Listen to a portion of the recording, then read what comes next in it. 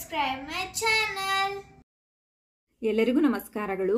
ಇಂದಿನ ವಿಡಿಯೋದಲ್ಲಿ ನಾವು 7ನೇ ತರಗತಿಯ ಕನ್ನಡ ವಿಷಯದ ಭಾಗ 2ರಲ್ಲಿನ 6ನೇ ಪೂರಕ ಪಾಠವಾದ ನನ್ನ ಬಾಲ್ಯ ಎಂಬ ಪಾಠದ ಪ್ರಶ್ನೋತ್ತರಗಳನ್ನು ತಿಳಿಯೋಣ ಮಕ್ಕಳೇ. ಈ ಪಾಠವನ್ನು ಕವಿ ಡಾಕ್ಟರ್ ಗಣೇಶ್ ಅಮೀನ್ಗಢ್ರವರು ಬರೆದಿದ್ದಾರೆ. ಕವಿ ಪರಿಚಯವನ್ನು ತಿಳಿಯೋಣ. ಕವಿಯ ಹೆಸರು ಡಾಕ್ಟರ್ ಗಣೇಶ್ ಅಮೀನ್ಗಢ. ಇವರ ಜನ್ಮಸ್ಥಳ ಬಾಗಲಕೋಟೆ ಜಿಲ್ಲೆಯ ಅಮೀನಗಢ. ವೃತ್ತಿ ಪತ್ರಿಕೋದ್ಯಮ.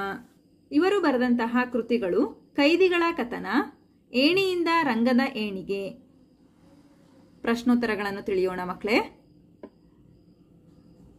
ಮುಖ್ಯ ಪ್ರಶ್ನೆ. ಈ ಪ್ರಶ್ನೆಗಳಿಗೆ ಒಂದು ವಾಕ್ಯದಲ್ಲಿ ಉತ್ತರಿಸಿ. ಮೊದಲ ಪ್ರಶ್ನೆ, ಏಣಗಿ ಬಾಳಪ್ಪನವರು ತಮ್ಮನ್ನು ಏನೆಂದು ಗುರುತಿಸಿಕೊಂಡಿದ್ದಾರೆ? ಉತ್ತರ, ಏಣಗಿ ಬಾಳಪ್ಪನವರು ತಮ್ಮನ್ನು ರಂಗಭೂಮಿಯ ಸಾಮಾನ್ಯ ನಟ ಎಂದು ಗುರುತಿಸಿಕೊಂಡಿದ್ದಾರೆ.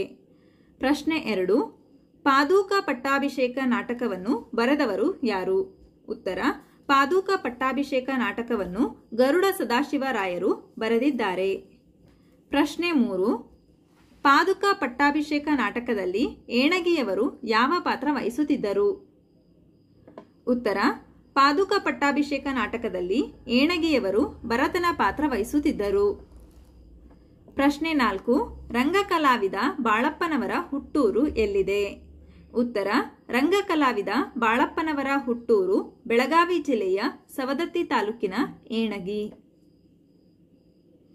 ಹಾಗಾದ್ರೆ ಮಕ್ಕಳೇ, ಈ ಪಾಠದಲ್ಲಿ ಬರ್ತಕ್ಕಂತಹ ಎಲ್ಲಾ ಪ್ರಶ್ನೆಗಳಿಗೆ ನಿಮಗೆ ಉತ್ತರ ಲಭಿಸಿದೆ ಅಂತ ನಾನು ಭಾವಿಸ್ತಾ ಇದ್ದೀನಿ. ಧನ್ಯವಾದಗಳು. ನಮ್ಮ ವಿಡಿಯೋ ಇಷ್ಟವಾದಲ್ಲಿ ಪ್ಲೀಸ್ ಸಬ್ಸ್ಕ್ರೈಬ್ ಮಾಡಿ, ಲೈಕ್ ಮಾಡಿ, ಶೇರ್ ಮಾಡಿ, ಪ್ರೋತ್ಸಾಹಿಸಿ.